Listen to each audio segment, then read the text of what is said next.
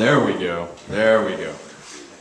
So, ladies and gentlemen, we live in a strange world. We live in a world with strangers we come in contact with every day. Oftentimes, we don't even know these strangers. And sometimes, these strangers blend in so well that we don't even notice. Other times, it's so blatantly obvious that everyone notices. But it's such a beautiful quirkiness, you know, that should be treasured, that should be cherished, and made fun of by me. And so now, you may be asking yourself, why? Why would I take time to make fun of people and cultures and all those lovely things? Well, I believe in an old saying that goes like this. We have to learn to laugh at ourselves first before anybody else can. So, by now I'm sure you're all wondering what this is about. And I'm going to tell you. It's about a lifestyle. A lifestyle led by my mother, who took the time to teach me school, to teach me the ways of life. This little process is called homeschooling. I'm sure many of you are familiar with this process, and I'm sure many of you are not familiar with this process. So if you're a hardcore homeschool fan, don't take offense to what I'm about to say, because it's all in fun. I've been there. I can do this. Trust me. I know. I know exactly what I'm going through. And to those who are public schooled, take this time to think about all the stuff that you're missing out on. Because, yeah, so, without further ado, I present to you a parody, a satire, on a beautiful thing known as homeschooling. And today we're going to examine a few things that make homeschoolers so special. We're going to go through these things, and we're going to take a look at what makes homeschoolers so awesome and so much fun to be around. So, the first thing that makes homeschoolers special and mostly awkward is that of personal contact. And yes, yeah, we can all relate to this one. You know, by age 9, all you have to do is look at a girl and your dad's down your throat. Son, what are you doing? Nothing, Dad.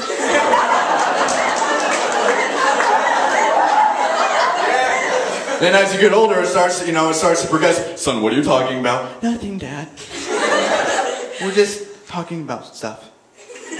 And as you get older, you know, standards start to get kind of lax. And you're allowed to hug and say hi to friends. And let me tell you, homeschoolers are the masters of awkward hugs. I mean, they come in, they're like, oh, what's up, man? Like, full-on frontal hug. They're gonna give this to you like a bear hug. And you're like, oh, how's it going? And all of a sudden, they just sneak into the side and, like, barely touch your shoulder. And you're kind of stuck there thinking, hey, man, you don't know what to do with yourself. It's like, and they're also awkward handshakers. You know those things where you're like, what's up, dog? Come on, give me some skin, you know? And so for some people, it's super easy. All they can do without looking at them, like that. But for homeschoolers, oftentimes we don't know how to do that. So we're like, hey, man, how's it going?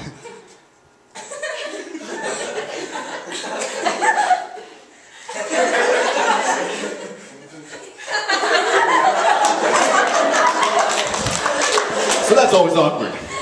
So that's a big one, personal contact. The second thing that makes homeschoolers incredibly amazing is their lack of knowledge of certain things, but also their high level of knowledge about other things. Now, your normal homeschooler may not know the top band at the moment, or know the top movie at the moment, which, as we learned today, may be a good thing. Homeschoolers' musical diets usually consist of big names like Wolfgang Mozart, Johann Sebastian Bach, Brahms, and all those other lovely classical artists. But they're pretty much oblivious to any other type of music that's out there playing, you know? They hear it, they're like, what is that? what do I do? Come on, Jimmy, just close your ears. Come on, it's okay. Come on. Where's your Brahms CD? Go to bed and listen to it. Yeah, that's always a big one. But you know, homeschoolers also have a high level of knowledge about certain other things. And you know, when you have a conversation with a homeschooler, it may be kind of awkward. Like, you know, what do I talk about with this kid? What do I say? What do I do? But as soon as you mention something that is down their alley, that is down their level of thinking, they got you. There is no escape. They have you in a full Nelson, and you, no matter what you do, you cannot escape that conversation. Yeah, so, you know, I heard that you're homeschooled, right? Yeah, my mom teaches us. Really? So, yeah, I was in my school today, and we were like studying science, you know, and like all that quantum physics and stuff. You know quantum physics? And boom, it's done. You're over. Stick a fork in it, man. You are not going to get out of that conversation for the life of you. Now, the third thing that makes homeschoolers so amazing is socialization. Now, I know the tendency to think about homeschoolers is to think that, oh, you know, they're locked in there in a castle far away with their science magazines. And sometimes that's true, man. But, you know, most of the times, it's exactly wrong. And when homeschoolers do get out, you know, it's okay, but, you know, like I said, they just tend to make conversations awkward. And there's like two different types of homeschoolers when it comes to socialization. Those who can blend in and those who can stand out. And, you know what I'm talking about, right? You know, the ones who blend in can decide, like, bam, bam, bam, bam, you know, they're holding conversations, thinking fast, and so they're going back and forth, and some of you guys looking like, whoa, what I say, what I say. And then they try to step in like, oh yeah! And that just totally cuts it off, and by then you're like, dude, yeah, totally. And you kind of just leave, you know. But, you know, homeschoolers, they're fun. And which leads me to another fun subject about homeschoolers. Another big one is their clothing. You know? Typical homeschooler's clothing will consist of an In-N-Out t-shirt. Jeans that are too small. Or cargo pants. Long white socks that they just love to show off. Throw in a couple pairs of shoes from Costco and a slick back hairdo, and you're ready to go. You know?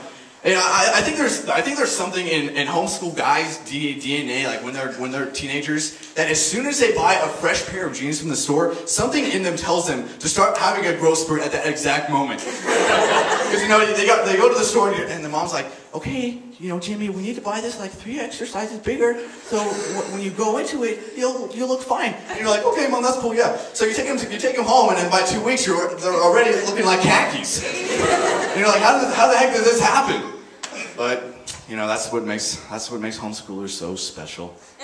Now, last but not least, we're going to take a look at a few benefits of homeschooling and a few lovely restrictions that we have. And starting off with the restrictions, you know, homeschoolers, like I mentioned earlier, aren't necessarily allowed to see certain things. I can remember when the first time I saw Lord of the Rings, PG-13. My dad was like, kids, this might be a little scary for you. I was like, oh, Dad, I got this.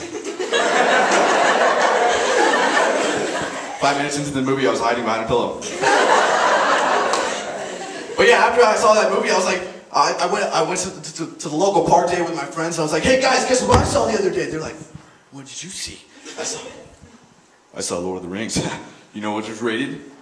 No. PG-13. No. They let you see that? And it's like bragging rights, you know what I'm saying? But along with the restrictions come benefits, and many benefits include field trips that many public schoolers can't do, like Disneyland, and water parks, and going to the van to the grocery store with your mom.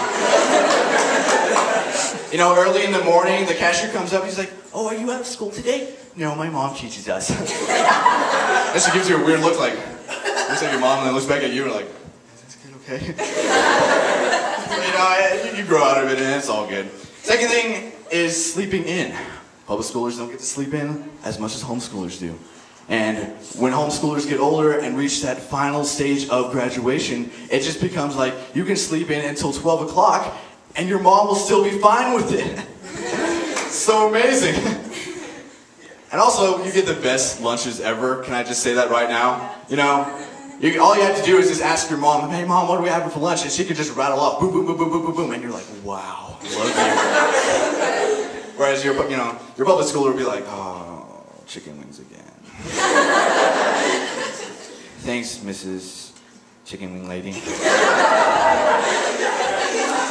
But you know, for all our quirkiness and for all our aspects of uniqueness, homeschoolers really are the most well-rounded people in society today.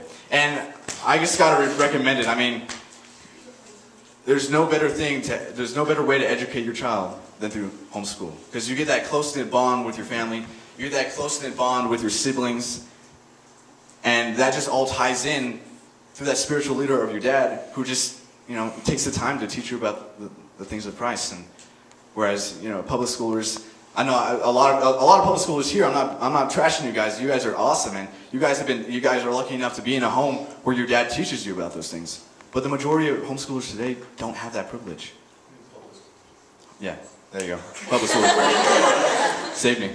So yeah, I just wanted to take this time to give you guys a good laugh and just to poke fun at the thing I just graduated from on Tuesday. So I hope you all enjoyed this wonderful presentation about homeschoolers, and I urge you all to embrace the long white socks. Thank you.